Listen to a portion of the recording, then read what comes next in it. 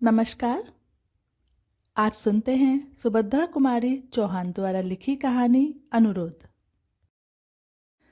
कल रात को मैं जा रहा हूँ।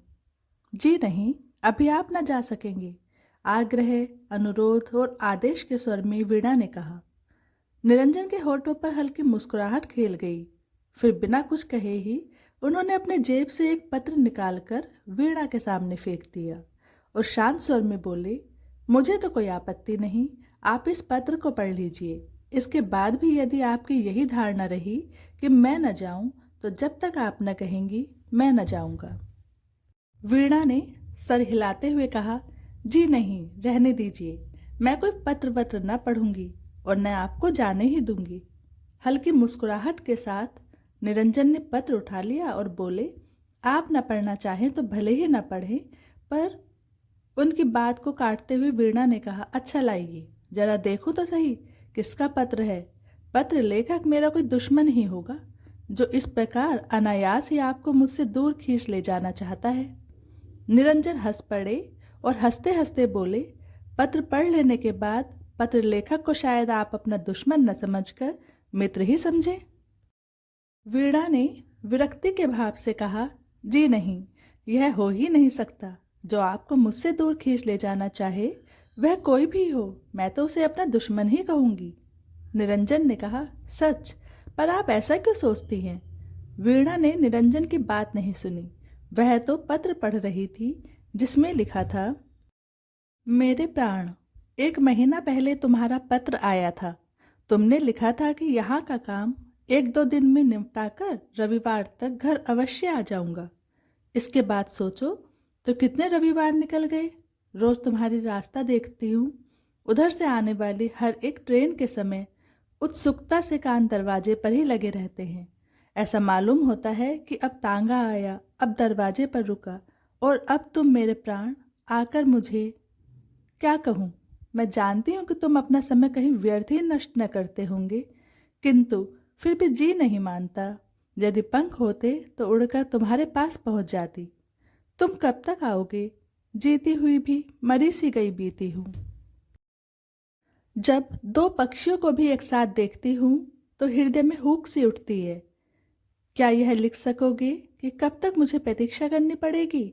वैसे तुम्हारी इच्छा, जब आना चाहो, पर मेरा तो जी यही कहता है कि पत्र के उत्तर में स्वयं ही चले आओ।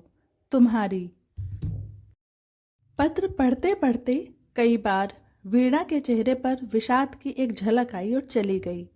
पढ़ने के पश्चात पत्र को उसने चुपचाप निरंजन की ओर बढ़ा दिया। निरंजन ने पत्र लेकर जेब में रख लिया। कुछ क्षण तक तो दोनों चुपचाप बैठे रहे। फिर वही रोज का कार्यक्रम, उमर खयाम की रुबाइयों का अनुवाद आरंभ हो गया। निरंजन शांत और अविचल थे, किंतु वीणा स्वस्थ न थी। आज वह रुबाइयों को न तो ठीक तरह से पढ़ ही सकती थी और न उनका अनुवाद ही कर सकती थी। निरंजन से वीणा की मानसिक अवस्था छिपी न रह सकी। उन्होंने कहा, आज आप अनुवाद का काम रहने ही दें, कल हो जाएगा। चलिए थोड़ी देर ग्रामोफोन सुने। बाजे में चाबी भर दी गई, रिकॉर्ड चढ़ा दिया गया। इंदुबाला का गाना था, सजन तुम काहे को नेहा लगाए, 1 2 3। वीणा ने बार बार इसी रिकॉर्ड को बजाया जब तक वीणा के पति कुंज बिहारी ऑफिस से न लौटे। बोले, वीणा, तुमसे कितनी बार कहा है कि इतनी मेहनत मत किया करो, पर तुम नहीं मानती। जरा अपना चेहरा तो जाकर देखो कैसा हो रहा है। वीणा कुछ न बोली। निरंजन ने कहा, जी हाँ, यही बात तो मैं इनसे कह रहा था कि आप इतनी मेहनत न करें, सब होता रहेगा। उस दिन निरंजन के जाने के बाद वीणा ने रात भर जागकर सारी रुबाइयों का अनुवाद कर डाला। अब केवल एक बार देख लेने की ही आवश्यकता थी। निरंजन की पत्नी का पत्र पढ़ लेने के बाद वीणा अपने आप ही अपनी नज़रों में गिरने लगी। उसे ऐसा मालूम होता था कि निरंजन के प्रति उसका प्रेम स्वार्थ से परिपूर्ण है, क्योंकि उसे उनका साथ अच्छा लगता है और इसीलिए वह उन्हें अपने दुराग्रह से रोके जा रही है। निरंजन की पत्नी की नम्रता एवं उसके शील और विश्वास के सामने वीणा अपनी दृष्टि में स्वयं ही बहुत हीन जचने लगी। निरंजन बहुत नम्र प्रकृति के पुरुष थे और विशेषकर स्त्रियों के साथ वे और भी नम्रता से पेश आते। यही कारण था कि वीणा का आग्रह टाल न सके। कई बार जाने का निश्चय करके भी वे न जा सके, किंतु आज वीणा ने सोचा कि अब मैं उन्हें कदापि न रोकूंगी, जाने ही दूंगी। मैं जानती हूँ कि उनका जाना मुझे बहुत अखरेगा, परंतु यह कहाँ का न्याय है कि मैं अपने स्वार्थ के लिए एक पति पत्नी को अलग अलग रहने के लिए बाध्य करूं। ना, अब यह न होगा। जो बीतेगी वह सहूंगी, पर उन्हें अब न रोकूंगी। दूसरे दिन समय पर ही निरंजन आए। वीणा उन्हें ड्राइंग रूम में ही मिली। उन्हें देखते ही उठकर हंसती हुई बोली। यद्यपि उसकी यह हंसी होठों तक ही थी, उसकी अंतरात्मा रो रही थी। उसे ऐसा जान पड़ता था कि निरंजन के जाते ही उसे उन्माद हो जाएगा। कहिए निरंजन जी, आपने जाने की तैयारी कर ली? निरंजन ने नम्रता से कहा, जी नहीं, मैं आज कहाँ जा रहा हूँ। मैं तो जब तक आपकी रुबाइयों का अनुवाद न हो जाएगा तब तक यहीं रहूँगा। वीणा बोली, मेरी तो सब रुबाइयों का अनुवाद हो गया, आप देख लीजिए। आश्चर्य से निरंजन ने पूछा, सच? मालूम होता है आपने रात को बहुत मेहनत की है। वीणा, हाँ, मेहनत तो जरूर की है, किंतु आपको आज जाना भी तो है।